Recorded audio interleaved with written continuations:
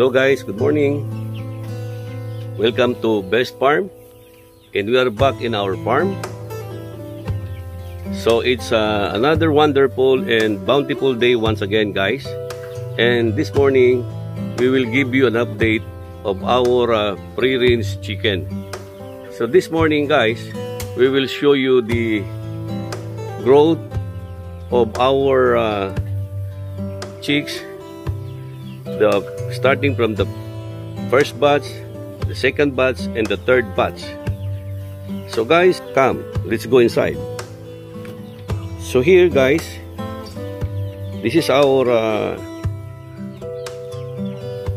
laying room number 1. This is supposed to be our laying room number 1, and inside of this are our second batch of chicks. So they are now about 40 days old. So look at them.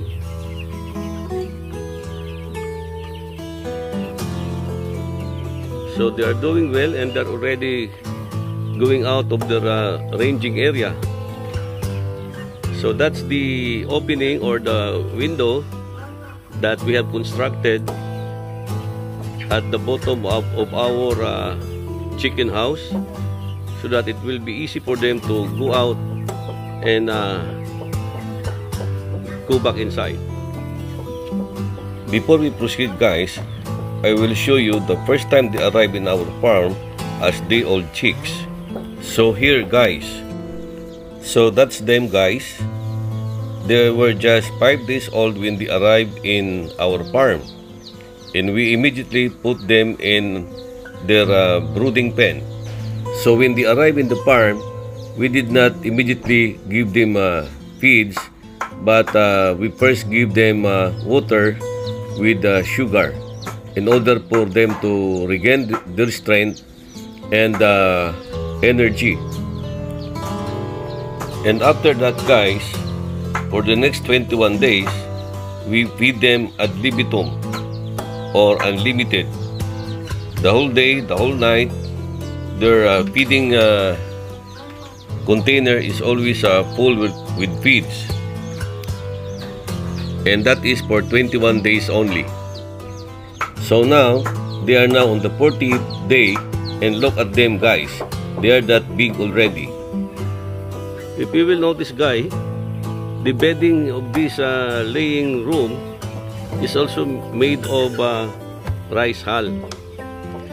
So as I said, once we notice that there's so many chicken dung already, we simply put on top another batch of rice hull, and then, but before that, guys, we spray them with our IMO. So I'm going to give you the formula of the immunomicroorganism that we have concocted, so that you will have an idea what is that IMO that I am always mentioning. So guys, that IMO is very important in maintaining our chicken house, because that prevents the bad organism from multiplying and infecting our chicken. As I have told you before, we are implementing a very strict, natural, and organic way of raising these chicks. So we are not giving them any vaccines or synthetic medicines and vitamins. All that we give them are all probiotics, which we have also created. So again, we will also show you or give you the formula of the probiotic that drinks that we mixed in their water. This is the formula for the IMO, guys. We use this to spray the bedding to prevent bad odor and the bad bacteria from forming. I have also given here the formula for the OHN or the Oriental Herbal Nutrients, which we also use to mix with their water as a supplement. And because of that, they are very healthy and we did not encounter any issue at all. So guys, as I said, this is our second batch. And this consists of about 120. Originally, they are 137. But unluckily guys, we have some casualties here. So about 12 of them died while they are growing. Hopefully, there will be no more casualties and that all of them will survive until such time that they are ready to become breeders.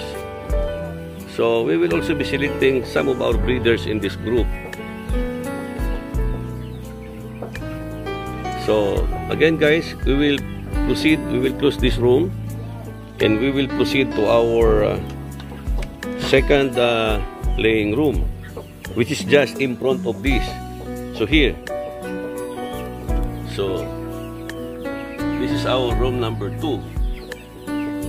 Okay, and this consists of about 122 chicks. So we will open them and show you how big are they now.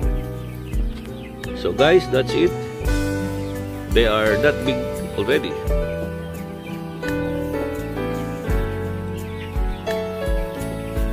If you will notice guys, the window in this laying room is not yet open because we allow them to go outside or rinse them out alternatively with the second batch. This is the third batch of our chicks that we source from Bye Bye Leyte, and they are about 35 days or 37 days already. So if you will notice, in this room, again we use rice hull as our bedding. So just the same, if we see that there's so many chicken dung already on top of their beddings, we sprayed them with our IMO and place another fresh rice hull to maintain the cleanliness and sanitary condition of this room, so that it will not emit any foul odor at all. So even if you stay here the whole afternoon guys, you will not smell any foul odor because we always spray them every morning or in the afternoon with our IMO. So that's it guys. We will close this room already and we will see our other chicks which are now going out of our ranging area. Oh, but before that guys, earlier I showed you the video of our breeders, and our breeders have already had several chicks. As a matter of fact, we are now on our third and fourth batch of hatching in our incubator. So we will see the first and second batch that our improvised incubator hatch. Okay, so we will proceed to our brooding area. So guys, we are now in our brooding area and we'll see the chicks here.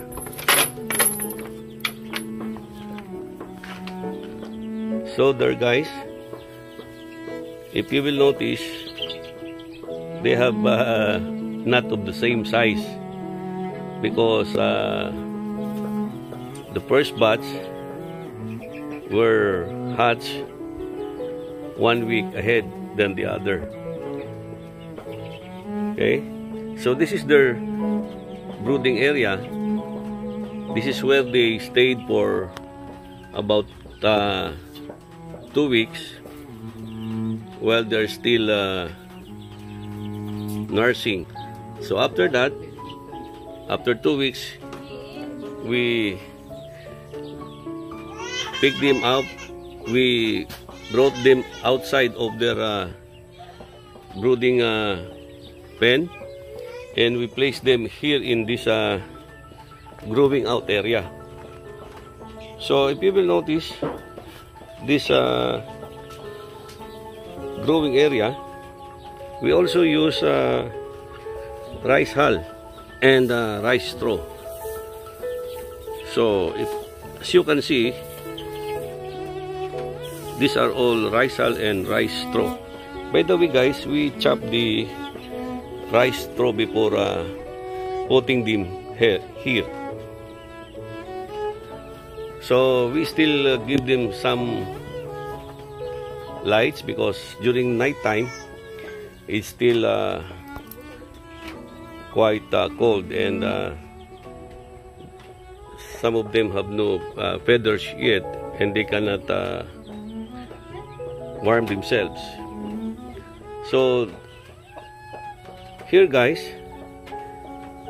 the same with our growing out pen in the other room, we also constructed here a laying box, because this will serve as a laying room, alternatively as brooding room. And again, on top of the laying boxes, we also constructed a growing out area or a growing out pen. So that's our growing out pen guys. We do this in order to maximize the space, because sometimes our chicks have a different hatching date. So this one, once we have a new chicks, we'll put them in our brooding pen, and this one, for about 1 week or 2 weeks, we place them on top of the growing area there. That's the growing area. And after 1 month, we transfer them to here outside in this growing out area. So guys, in our next video, we will show you our first batch and the new line of breeds that we have in our farm. So don't forget to like, share, and subscribe. Also, don't forget to tap the notification bell so that you will be updated of our next succeeding video. Always remember guys, that you are the best. And here in Best Farm, we always strive to give you the best of farming ideas and techniques.